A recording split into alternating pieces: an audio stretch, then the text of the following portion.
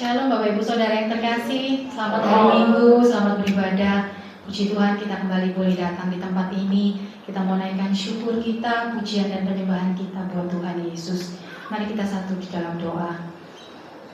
Bapa kami yang baik, yang kami sembah di dalam nama Tuhan Yesus. Kami mengucap syukur Tuhan buat sore hari yang indah ini Tuhan. Kalau kembali kami boleh datang kepadamu, kami bersyukur buat segala kasih setiamu Tuhan, buat segala penyertaanmu Bapa, buat segala anugerahmu dalam hidup kami Bapa. Kalau kami boleh ada di tempat ini, semuanya hanya oleh karena kuasa-Mu, hanya oleh karena kasih-Mu Tuhan buat setiap kami.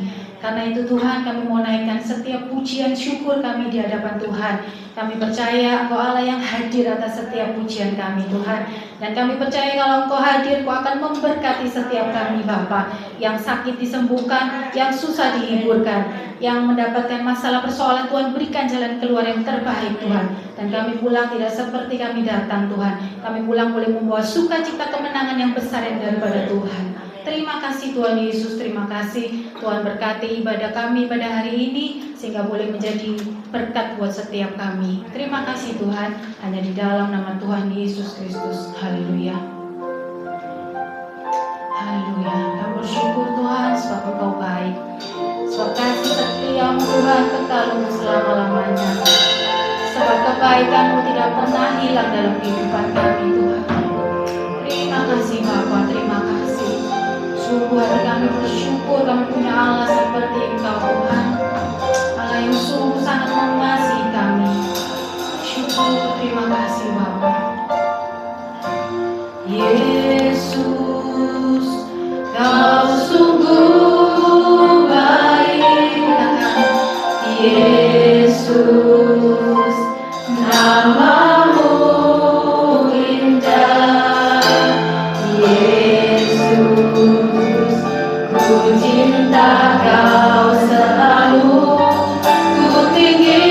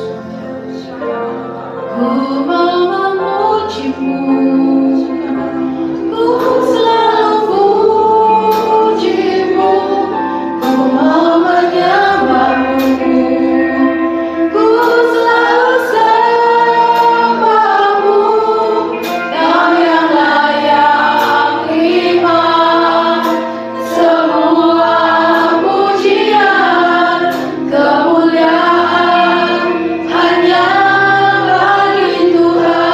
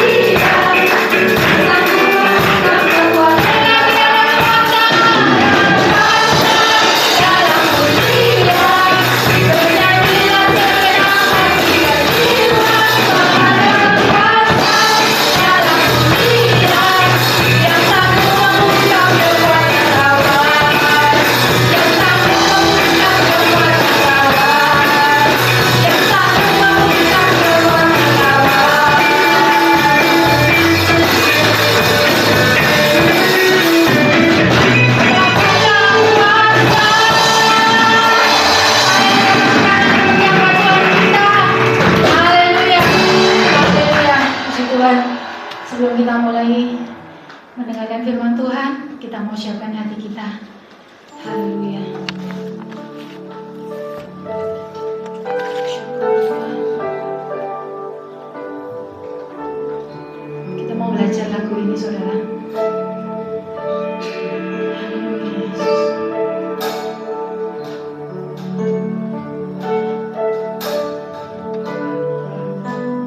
Ada saatnya yang ku alami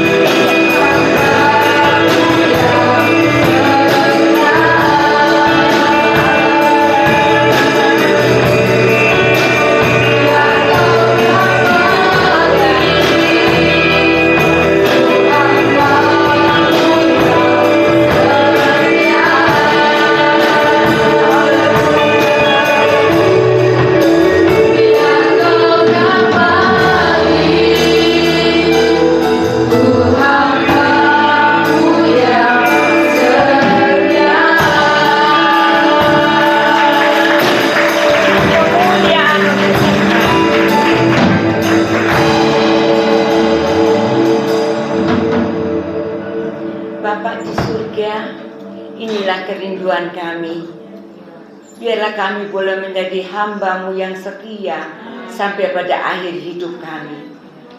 Banyak kali dalam hidup ini kami tidak mengerti, kami tidak memahami apa yang terjadi dan apa yang sedang kami jalani saat-saat ini. Kadang-kadang kami juga mengalami di mana saat-saat kami sulit untuk mengerti rencana-Mu. Tapi malam hari ini Tuhan, kami ada di tempat ini semua karena kasih anugerah-Mu, supaya kami boleh mengerti, memahami bahwa sesungguhnya Engkau Allah yang penuh kasih, Engkau Allah yang penuh dengan kemurahan, Engkau Allah yang setia kepada kami. Ketika kami masih dalam keadaan yang berdosa, Engkau menebus kami dan Engkau membawa kami keluar dari kehidupan dosa untuk masuk ke dalam kehidupan yang berkenan di hadapan-Mu. Sebab itu malam hari ini hati kami penuh ucapan syukur. Kami rindu dari hati yang terdalam untuk selalu menyembah Engkau, memuliakan nama-Mu, selalu tinggal dalam hadirat-Mu. Karena kami tahu dekat Tuhan hanya Engkau Tuhan yang dapat memberikan kami ketenangan dan memberikan kami ketentraman, sehingga kami dapat menjalani hari-hari kehidupan kami dengan penuh sukacita. Kami tahu dunia tidak menjanjikan hal yang baik, tetapi di dalam Tuhan ada pengharapan untuk setiap kami. Sebab itu malam hari ini, setelah kami memuji, memuliakan nama Tuhan, kami percaya Tuhan hadir di tengah-tengah pujian kami. Kehadiran Tuhan akan melawat setiap kami, pribadi lepas pribadi, yang siap untuk dituntun Tuhan, dipimpin Tuhan, dididik oleh Tuhan. Berikan kami hati hamba, telinga seorang murid, sehingga ketika kami dididik, dituntun, ditegur oleh Tuhan, kami terima dengan sukacita. Karena kami tahu lewat semuanya itu membuat hidup kami yang benar-benar ada dalam perubahan karakter kami, sehingga kami boleh menjadi berkat, bahkan kami boleh menjadi hamba-hamba Allah yang setia sampai pada akhirnya. Kami akan terima kebenaran firman-Mu yang terus akan bekerja dalam hidup kami. Urapan Roh Kudus mengalir atas setiap kami. Dan hamba percaya Tuhan telah menyiapkan hamba-Mu, Bapak Gembala, untuk menyampaikan pesan-pesan kebenaran yang sangat kami butuhkan. Sehingga kami tidak hanya tahu perbuatan Tuhan, tapi kami rindu lebih dari itu. Kami tahu jalan-jalan Tuhan yang sempurna adanya, sehingga hidup kami berkenan kepada-Mu.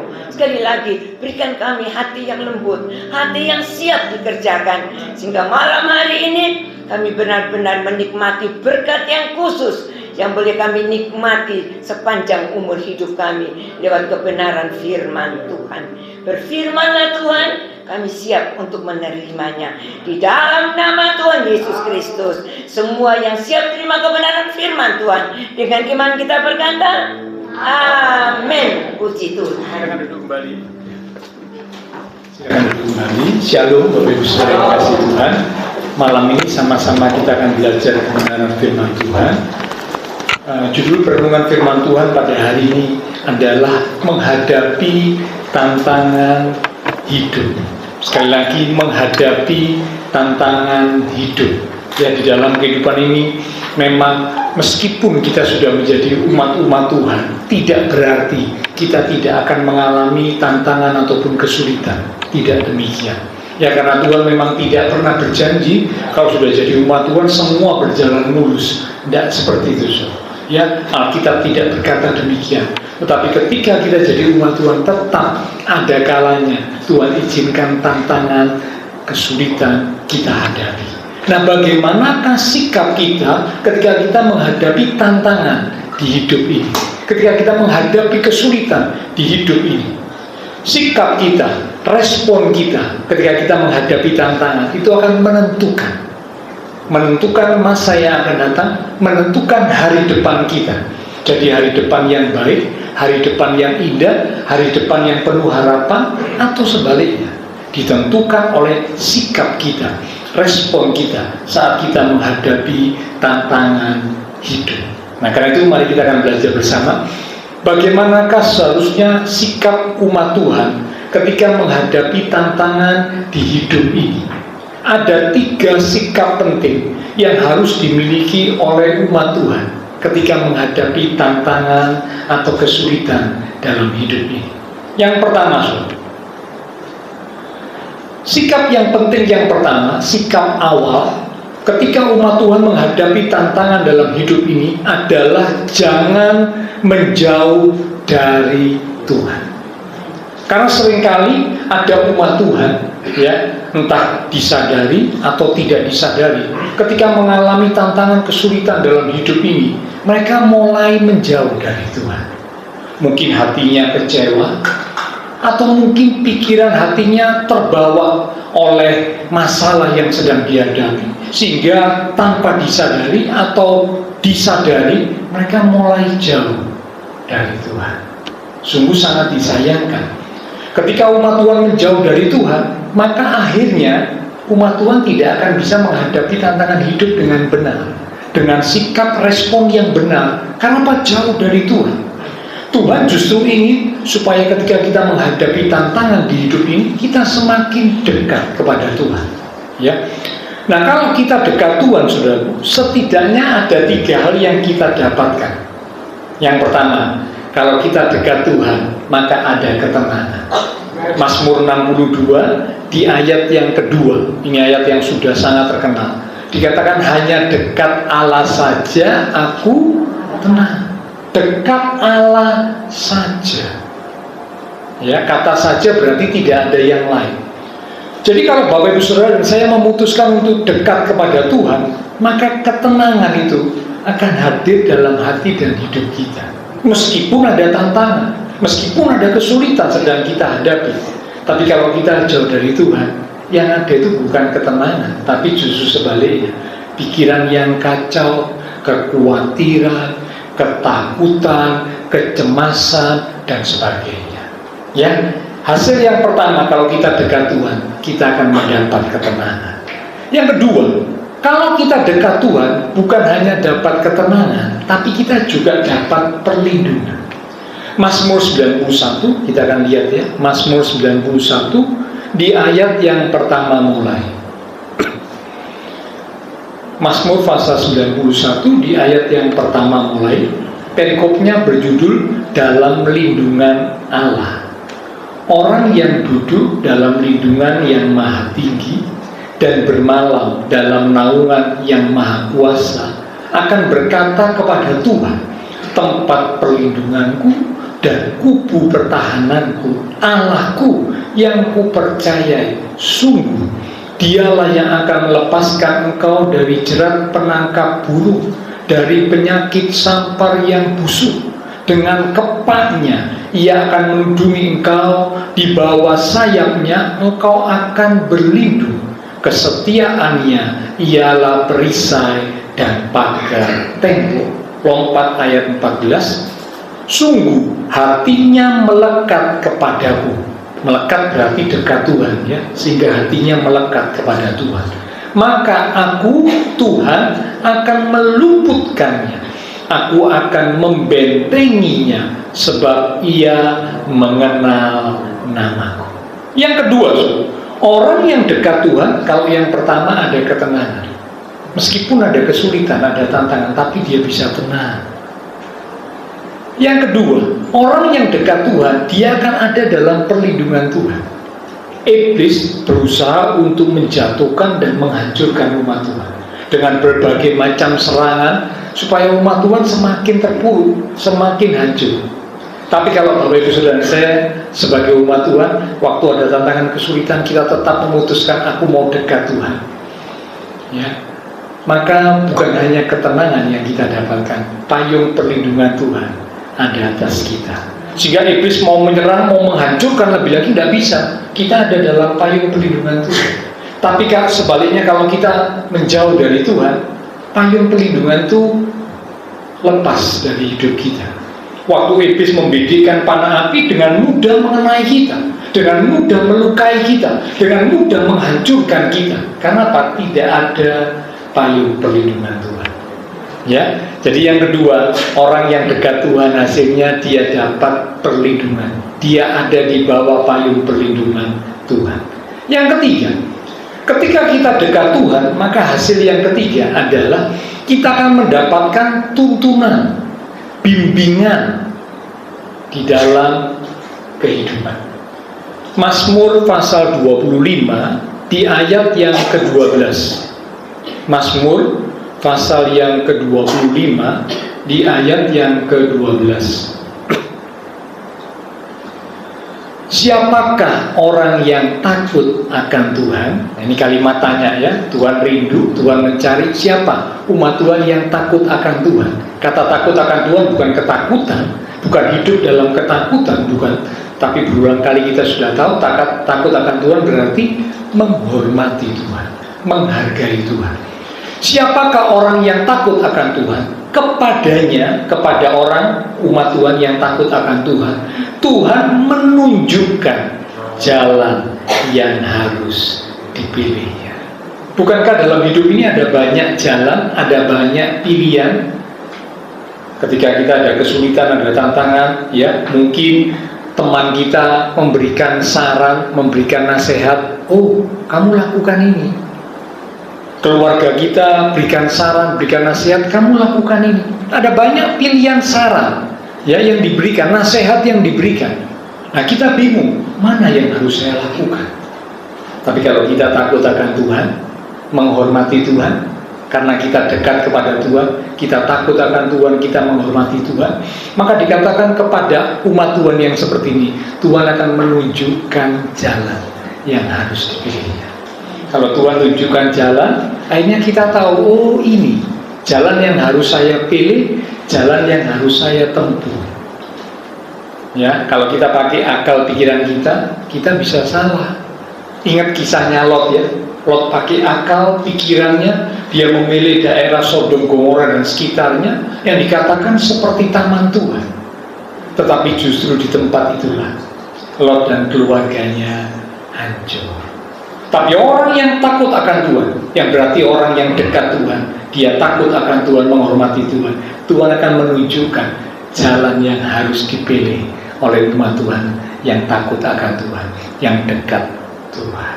Ya, jadi Bapak Ibu Saudara, yang pertama, sikap yang harus kita miliki saat ada tantangan hidup di dalam kehidupan kita sebagai umat Tuhan, jangan menjauh dari Tuhan. Ini langkah awal, ini yang harus kita lakukan. Apapun yang terjadi, seberat apapun tantangan yang kita hadapi, jangan pernah jauh dari Tuhan. Karena kalau kita dekat Tuhan, ada ketenangan. Kalau kita dekat Tuhan, ada perlindungan. Dan kalau kita dekat Tuhan, ada bimbingan, tuntunan Tuhan. Tuhan tunjukkan jalan apa yang harus kita tempuh. Ya. Sekarang yang kedua, sikap apa yang harus dimiliki oleh umat Tuhan saat menghadapi tantangan di hidup ini? Yang kedua adalah melangkah dengan iman. Sekali lagi, melangkah dengan iman. Ingat kisah Israel di bawah kepemimpinan Yosua. Yosua menggantikan Musa. Musa tidak berhasil membawa Israel masuk ke tanah Kanaan karena Musa mengirim 12 pengintai. 10 pengintai memberikan laporan yang negatif, membuat hati Israel akhirnya kecut, tawar hati. Mereka bilang lebih baik kami kembali ke Mesir. Dan akhirnya memang benar, mereka nggak bisa masuk ke tanah Kanaan. Angkatan yang keluar dari Mesir itu semuanya mati di padang gurun. Hanya 2 orang yang bisa masuk ke tanah Kanaan, angkatan yang keluar dari Mesir. Siapakah mereka? Yosua dan Kaleb. Karena 2 orang ini saja yang memberikan laporan yang positif, kata-kata yang positif. Meskipun musuh yang kuat mereka lihat, namun mereka berkata Tuhan yang Maha Besar menyertai kita. Kalau Tuhan menyertai kita, maka Tuhan akan menyerahkan, memberikan Kanaan, tanah perjanjian kepada kita. Ya, gagal. Musa gagal membawa Israel masuk tanah Kanaan. Dilanjutkan dengan Yosua. Nah, di bawah kepemimpinan Yosua, mereka kembali akan masuk, ya, semakin dekat dengan tanah Kanaan. Mereka menyeberang satu sungai, namanya Sungai Yordan. Nah, Sungai Yordan waktu itu adalah sungai yang cukup besar, alirannya cukup deras. Nah, secara manusia mereka bingung, bagaimana kami akan menyeberangi Sungai Yordan untuk menuju ke tanah Kanaan, tanah perjanjian. Ini satu tantangan dihadapi oleh Israel. untuk menggapai meraih janji Tuhan tanah Kanaan. Bagaimana? Lalu Tuhan berkata kepada Yosua, perintahkan kepada para imam yang mengangkut atau yang mengangkat tabut Tuhan, tabut perjanjian, jalan di depan barisan. Lalu melangkah, injakkan kaki ke sungai Yordan. Waktu para imam menginjakkan kaki, apakah aliran sungainya sudah berhenti? Belum. Kalau Bapak Ibu baca kisah itu belum. Waktu Tuhan kasih perintah melangkah, para imam suruh melangkah lebih dahulu, mereka suruh menginjakkan kakinya di sungai Yordan yang alirannya deras, alirannya kencang. Nah, kalau secara manusia bisa saja para imam berkata, bagaimana nanti resikonya? Kalau saya menginjakkan kaki di sungai Yordan yang alirannya deras, wah, kami bisa hanyut, kami bisa tenggelam, kami bisa celaka. Ya, kalau mereka pakai pikiran manusia, mereka berkata, kami nggak mau. Sungai Yordan alirannya harus berhenti dulu, baru kami mau melangkah. Ya, tapi Tuhan tidak kasih perintah seperti itu. Tuhan kasih perintah meskipun ada aliran sungai Yordan, melangkah, injakkan kaki di sungai Yordan. Ya, dan para imam taat. Para imam taat. Ya, ketika para imam taat, mereka menginjakkan kakinya di sungai Yordan yang alirannya deras, mujizat terjadi. Sesuatu yang luar biasa terjadi. Kaki para imam menginjak aliran sungai Yordan yang deras itu, alirannya jadi berhenti. Kuasa Tuhan bekerja. Mengapa? Karena mereka melangkah dengan iman. Ya, tentu mereka melangkah ini bukan kemauan mereka sendiri, bukan. Tapi Tuhan yang kasih perintah. Dan ketika Tuhan kasih perintah seperti itu, meskipun tidak sesuai dengan pikiran manusia, tapi mereka berani melangkah. Ini yang kedua, melangkah dengan iman. Tentunya kita sebagai umat Tuhan tidak akan bisa masuk ya yang kedua ini kalau yang pertama belum. Tidak mungkin, tidak mungkin kita bisa melangkah dengan iman kalau kita belum dekat Tuhan. Tidak mungkin. Kalau kita tidak dekat Tuhan, waktu kita melangkah, saya berani pastikan langkah yang kita ambil itu bukan langkah di dalam tuntunan Tuhan, bukan langkah iman di dalam tuntunan Tuhan, tapi langkah kemauan kita sendiri. Ya, karena apa? Jauh dari Tuhan. Orang yang jauh dari Tuhan tidak dapat bimbingan tuntunan Tuhan. Jadi waktu dia hendak melangkah, itu hanya pikirannya, kemauannya sendiri. Dan tentu ya kalau pikiran kemauan kita sendiri, kita berkata ada jalan yang disangka orang lurus, tapi ujungnya akhirnya membawa kepada maut, kebinasaan, kehancuran. Dan sudah banyak ya contoh yang terjadi, umat-umat Tuhan yang melangkah di dalam kemauannya sendiri. Dia tidak dekat Tuhan, dia tidak minta hikmat tuntunan Tuhan, dia langsung melangkah menurut maunya sendiri, akhirnya hancur seperti yang dialami oleh Lot. Ya, jadi yang kedua melangkah dengan iman. Yang lalu kita sudah belajar ada 3 aspek iman, jangan lupa. Ya, aspek iman yang pertama adalah ketaatan.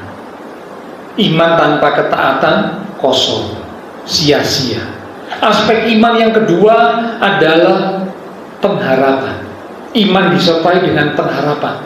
Tidak ada dasar untuk berharap, namun tetap berharap. Seperti Abraham, secara tubuh, secara fisik sudah sangat lemah, sudah tua, rahim Sarah sudah tertutup, tapi Abraham tetap berharap. Dan akhirnya janji Tuhan diterima oleh Abraham. Allah memperhitungkan kepada Abraham sebagai kebenaran, karena imannya disertai dengan pengharapan.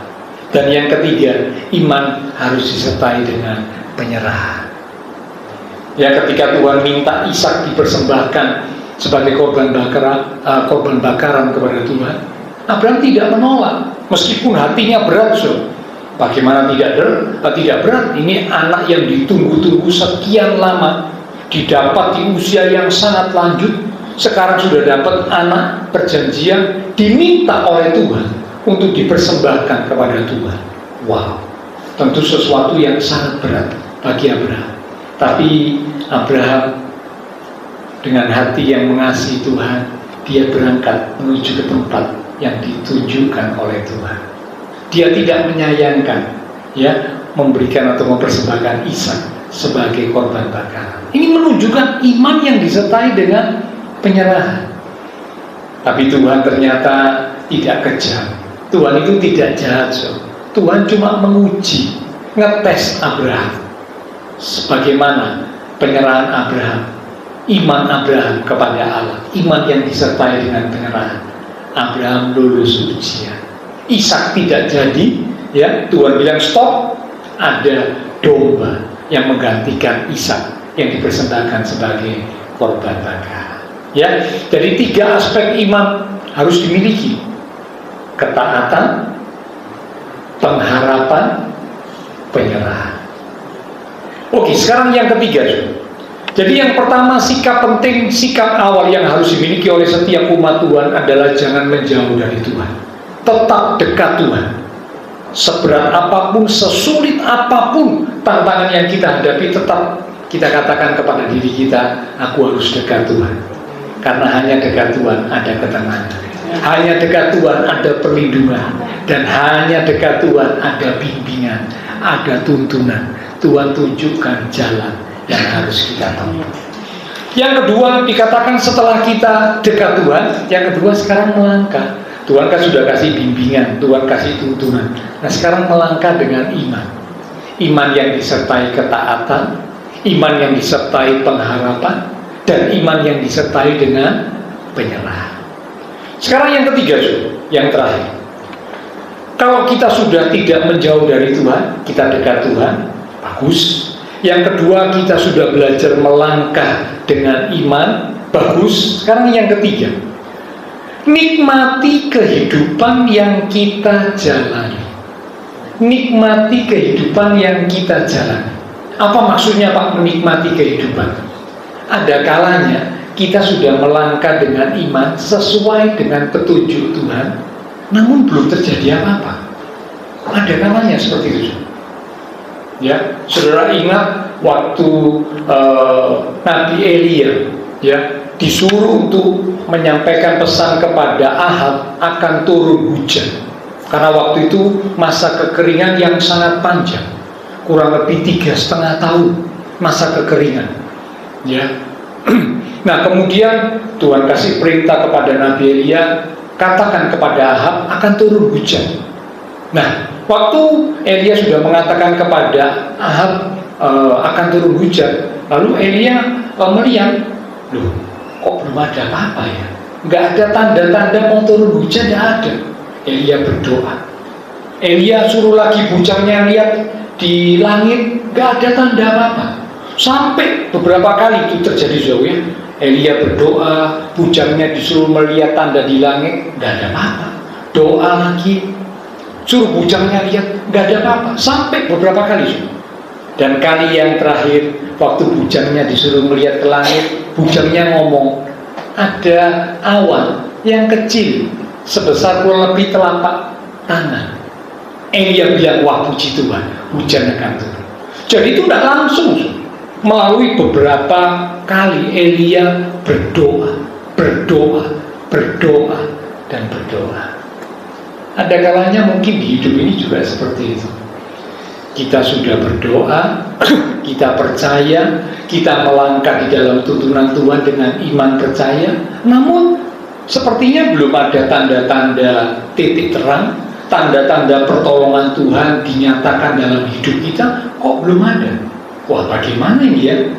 Nah, seringkali kalau kita tidak sungguh-sungguh ngerti, kita mulai mempertanyakan Tuhan. Loh Tuhan, katanya Engkau kasih aku perintah seperti ini. Aku sudah melangkah. Engkau suruh aku berdoa, Engkau suruh aku melangkah dengan iman. Aku sudah lakukan bagianku. Kok tidak terjadi apa-apa? Nah, mulai meragukan Tuhan.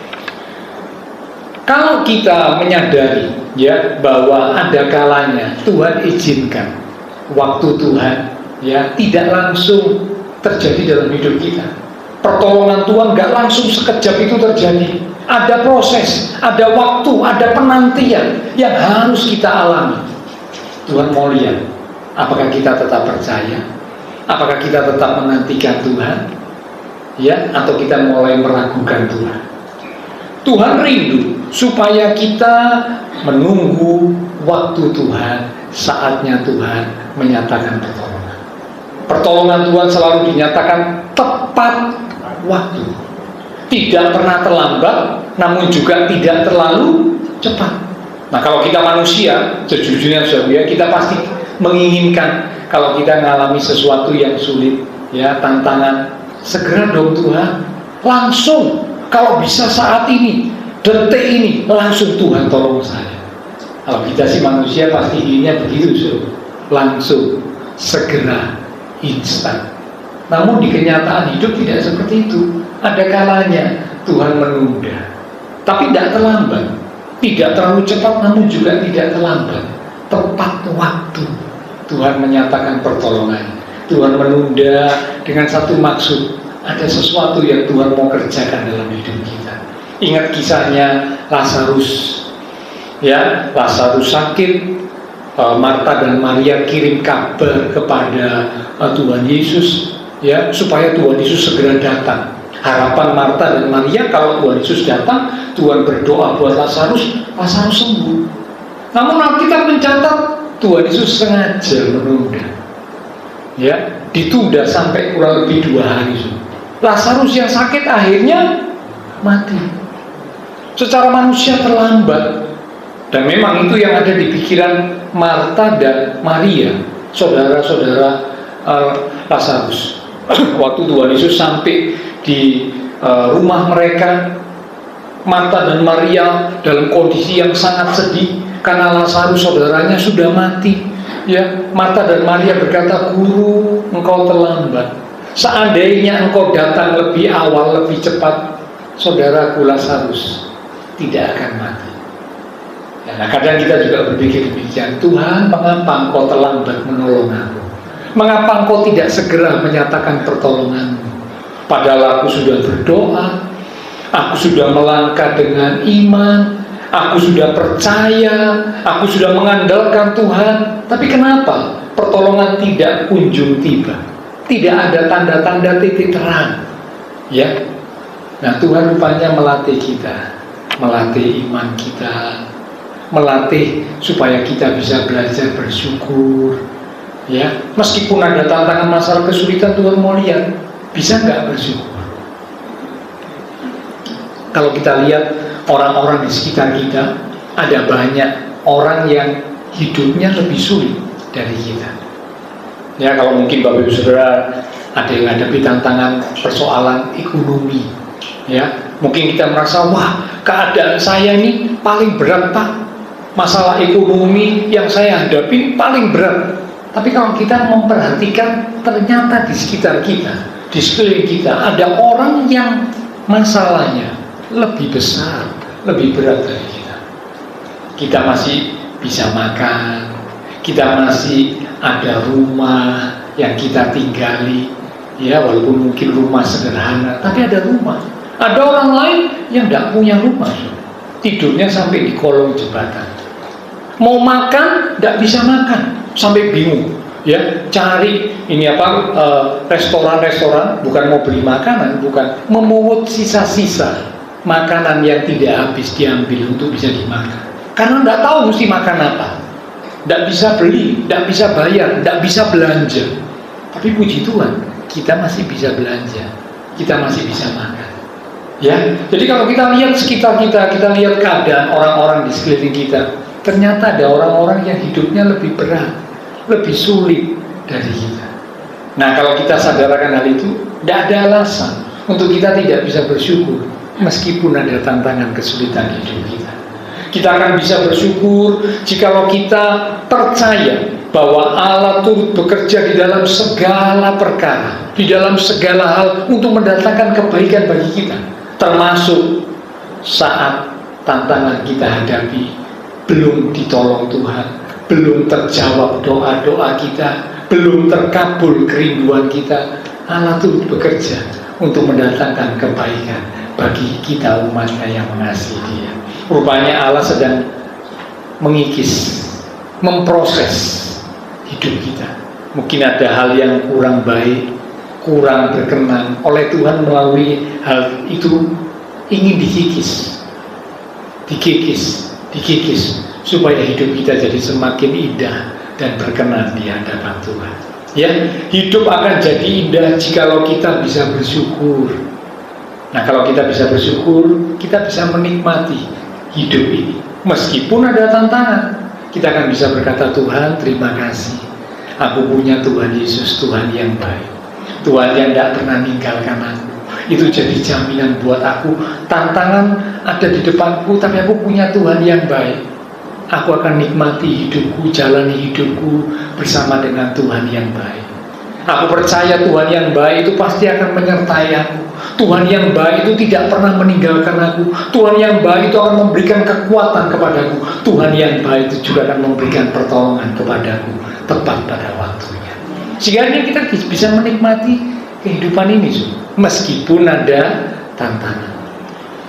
Saya dulu, kalau saya pergi ke tempat makan, ya, rumah makan, itu kalau saya pesan makanan lalu saya makan, saya merasa nggak cocok atau menurut saya nggak enak, saya itu mesti ngomel, rugi. Wis masuk rumah makan, tempat makan, pesen, bayar, bukan gratis, bayar, kok nggak enak, wah rugi. Ya, lalu saya mulai ngomel, mulai betul lagi, kenapa kok tadi masuk sini? Tahu nggak masuk sini? Rugi ya masuk sini. Ya, dulu saya gitu, tapi belakang ini saya mengubah. Jadi kalau saya masuk tempat makan, mungkin waktu saya makan agak kurang cocok gitu ya. Saya tidak berani ngomong nggak enak, karena kan selera tiap orang itu kan beda-beda ya. Nggak enak buat saya, tapi buat yang lain enak. Nah, bisa jadi saya mungkin kurang cocok gitu. Tapi saya berkata, oh terima kasih Tuhan, aku bisa makan.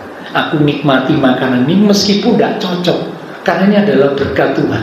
Ya, mungkin tidak cocok dengan selera saya, tapi karena Tuhan kasih berkat ini, saya akan makan dan saya belajar untuk menghabiskan setiap makanan. Ya, jadi kalau sudah pesan, saya pesan tentunya sesuai dengan porsi saya, ya.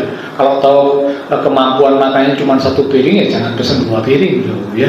Nanti pasti tidak habis. Jadi pesan sesuai kemampuan kita, sesuai dengan takaran kita. Lalu kalau sudah dipesan, dicicipi, waduh, agak kurang cocok gitu ya. Tapi kita kan mau belajar menikmati, ya sudah kita makan. Sampai kita ingat, oh ya, ada teman-teman yang lain di luar nggak bisa makan. Kita bisa makan walaupun mungkin kurang cocok dengan selera kita. Tidak apa-apa, sudah dinikmati. Terima kasih Tuhan, aku bisa makan. Akhirnya kita bisa nikmati makanan itu, meskipun kita kurang cocok. Karena apa? Kita ngambil keputusan, saya mau menikmati makanan yang adalah berkat Tuhan buat saya. Di tengah orang-orang lain yang tidak bisa makan, aku bersyukur aku bisa makan. Nah, ini hidup ini juga begitu, Kalau kita bisa menikmati kehidupan yang mungkin menurut kita, hidup kok seperti ini ya, ada kesulitan, ada tantangan, masalah tidak selesai-selesai, hidup kok seperti ini ya. Tapi kita memutuskan, aku mau belajar untuk bersyukur Tuhan, karena ada orang lain yang lebih sulit daripada aku. Aku mau memutuskan untuk bersyukur karena aku meyakini Tuhan turut bekerja dalam tantangan masalah yang aku hadapi untuk mendatangkan kebaikan bagiku. Maka saat kita memutuskan hal itu, kita akan bisa menjalani dan menikmati kehidupan yang Tuhan anugerahkan kepada kita. Ya, jadilah 3 hal yang harus kita praktekkan, kita lakukan bersama. Saya mengajak Bapak Ibu Saudara sama-sama kita belajar ya. Saya juga belajar, karena semua orang ya itu masih belum sempurna. Tuhan ingin supaya kita belajar, hidup kita makin disempurnakan. Yang pertama, jangan lupa sikap penting, sikap awal saat menghadapi tantangan, jangan jauh dari Tuhan, makin dekat Tuhan. Meskipun mungkin pikiran kacau, hati kacau, tetap katakan aku mau dekat Tuhan. Tidak terbawa oleh masalah, tapi tetap bawa hati dan hidup kita untuk dekat Tuhan. Karena waktu kita dekat Tuhan, ada ketenangan, ada perlindungan, dan ada bimbingan, tuntunan yang Tuhan berikan kepada kita. Yang kedua, kalau kita sudah dekat Tuhan, ya Tuhan kasih bimbingan tuntunan, sekarang belajar melangkah. Melangkah di dalam bimbingan tuntunan Tuhan, melangkah di dalam iman, melangkah di dalam ketaatan. Dan yang ketiga, kalau sudah melangkah pertolongan Tuhan, titik terangnya belum kelihatan, tetap belajar bersyukur. tetap percaya, ya, karena apa? Tuhan sedang mengerjakan sesuatu yang indah dalam hidup kita. Tuhan turut bekerja untuk mendatangkan kebaikan bagi kita yang mengasihi Tuhan. Amin. Biarlah firman Tuhan boleh jadi berkat untuk kita sekalian. Silakan pelayan mimbar untuk kembali maju ke depan. Kita akan katakan lewat satu pujian. Engkau Tuhan selalu ada bersamaku di setiap musim hidupku. Tak pernah kau tinggalkan, tak pernah kau biarkan aku sendiri. Kita katakan dengan sungguh lewat pujian ini menjadi satu pengakuan kita, keyakinan kita bahwa sesulit apapun tantangan yang kita hadapi, Tuhan tidak pernah meninggalkan, Tuhan tidak pernah membiarkan kita. Tuhan selalu ada di setiap musim hidup kita. Haleluya. Engkau ada bersamaku di setiap musim hidupku.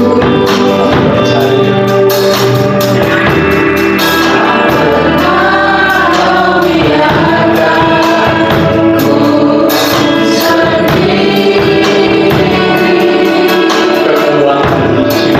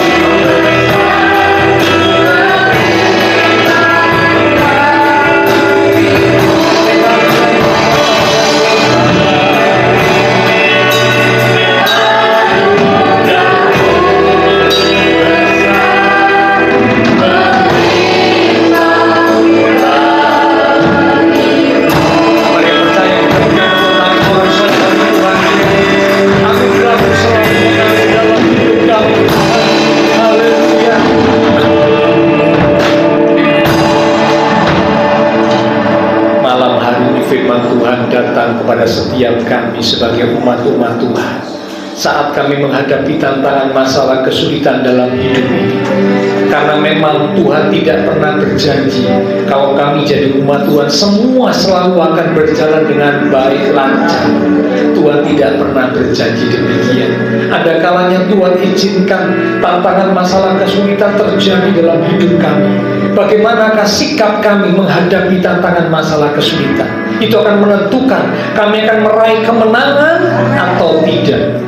Firman Tuhan malam hari ini memberikan petunjuk langkah apa, sikap apa yang harus kami lakukan saat kami menghadapi tantangan kesulitan di hidup ini. Yang pertama, biarlah kami tidak menjauh dari Tuhan. Meskipun mungkin pikiran hati kami kacau, tapi kami mau buat keputusan, aku mau tetap dekat Tuhan. Aku tidak mau menjauh daripada Tuhan. Karena hanya dekat Tuhan ada ketenangan. Hanya dekat Tuhan ada perlindungan. Dan hanya dekat Tuhan ada bimbingan, ada tuntunan, ada nasihat yang Tuhan berikan kepada kami. Sehingga kami tahu langkah apa, keputusan apa yang harus kami buat. Kami tidak salah memutuskan, kami tidak salah melangkah, karena Tuhan memberikan petunjuk kepada kami umat Tuhan yang mau mendekat kepada Tuhan. Dan kalau kami sudah diberi petunjuk oleh Tuhan, yang kedua firman-Mu katakan kami mau belajar melangkah dengan iman. Mungkin tidak cocok dengan akal pikiran kami, tapi kalau itu firman Tuhan, itu perintah Tuhan, kami mau belajar untuk mempraktekkannya. Kami mau belajar untuk taat. Kami mau belajar melangkah dengan iman, seperti yang dilakukan oleh Yosua, bangsa Israel dan para imam. Mereka melangkah dengan iman. Saat mereka melangkah dengan iman, sesuatu yang luar biasa terjadi. Lalu yang ketiga, firman-Mu berkata supaya kami belajar untuk menikmati kehidupan yang kami jalani, dengan jalan untuk kami bersyukur kepada Tuhan. Karena kalau kami belajar untuk bisa bersyukur kepada Tuhan, hidup ini akan jadi indah. Meskipun ada tantangan kesulitan, kami mau belajar untuk bersyukur, karena kami yakin Allah turut bekerja di dalam segala sesuatu untuk mendatangkan kebaikan bagi kami yang mengasihi Tuhan. Mungkin sepertinya jalan keluar belum nampak, belum ada titik terang, tetapi kami percaya Engkau pasti menyatakan pertolongan-Mu tepat pada waktunya. Engkau tidak pernah terlambat menolong kami, Tuhan. Saat ini Engkau sedang membentuk kami, Engkau sedang mengerjakan sesuatu yang indah dalam hidup kami, supaya kami boleh menjadi bejana-bejana yang semakin berkenan di hadapan Tuhan. Terima kasih Tuhan, terima kasih. Hamba terbatas untuk berkata dan menjelaskan, tapi biarlah Engkau Roh Kudus terus mengingatkan pesan kebenaran firman yang sudah kami terima bersama. Bukan hanya sekedar kami tahu, bukan hanya sekedar kami mengerti, tetapi kami belajar untuk melakukan, mempraktekkannya dalam hidup kami, sehingga sungguh kami boleh mengalami kemenangan yang Tuhan sediakan, yang Tuhan janjikan buat kami umat-umat Tuhan. Terima kasih Tuhan. Hamba berdoa untuk setiap umat Tuhan, Engkau berkati setiap umat-umat-Mu ya Tuhan. Diberkati iman rohani, diberkati keluarga rumah tangga, diberkati usaha pekerjaan, diberkati studi sekolah, diberkati kesehatan kami, diberkati masa depan kami. Kau berjanji menyediakan masa depan yang indah, dan itu pasti akan kami alami jikalau kami terus berada di jalan Tuhan. Masa depan yang indah akan jadi bagian hidup kami. Terima kasih Tuhan Yesus, terima kasih Tuhan. Semua yang sudah melayani, persembahan yang dipersembahkan, apapun yang dilakukan setiap umat Tuhan, karena mengasihi Tuhan, Allah sumber segala berkat akan memberkati kembali dan mewakili hidup kami untuk kami boleh lebih lagi memuliakan Tuhan. Kami berdoa buat teman-teman seiman kami yang tidak bisa hadir. Tuhan menilik melawat setiap mereka. Mungkin ada mereka yang sakit, Tuhan Kau jamah, berikanlah kekuatan, kesehatan, kesembuhan di dalam nama Tuhan Yesus Kristus. oleh bidur Tuhan Yesus, teman-teman siman kami yang sakit disembuhkan, yang lemah Tuhan Kau kuatkan, yang susah Kau hiburkan, yang sedang menghadapi masalah pergumulan, biarlah sesuai dengan petunjuk firman Tuhan. Oh, kami mau tetap percaya, menantikan Tuhan dengan satu keyakinan Tuhan pasti menyatakan pertolongan tepat waktu. Bahkan mungkin ada yang juga bepergian, lindungi sertai mereka. Terima kasih Tuhan, terima kasih. Kami berdoa juga memberkati bangsa negara kami Indonesia, pemimpin-pemimpin bangsa kami, kota kami Surabaya, demikian juga tetangga lingkungan sekitar gereja Tuhan. Memberkati setiap jemaat Tuhan yang berulang tahun sepanjang minggu ini, biarlah dengan pertambahan usia yang Tuhan beri, membawa umat-Mu boleh semakin sungguh-sungguh di dalam Tuhan, semakin mengasihi Tuhan. Terima kasih Tuhan. Setelah selesai ibadah, kami akan berpisah satu dengan yang lain, kembali ke aktivitas kami, kembali ke keluarga rumah tangga kami. Biarlah segala berkat, anugerah, damai, sukacita yang melimpah dari Allah Bapa surgawi, kasih Tuhan Yesus Kristus, dan persekutuan dengan kuasa Roh Kudus akan memimpin menuntun langkah kehidupan setiap kita. Itu terus kita sekalian mulai malam ini sampai Maranatha, Tuhan Yesus datang kembali. Di dalam nama Tuhan Yesus Kristus, semua yang percaya diberkati Tuhan. Mari bersama dengan iman kita berkata, amin. Tuhan berkati kita sekalian, sampai berjumpa di waktu yang akan datang.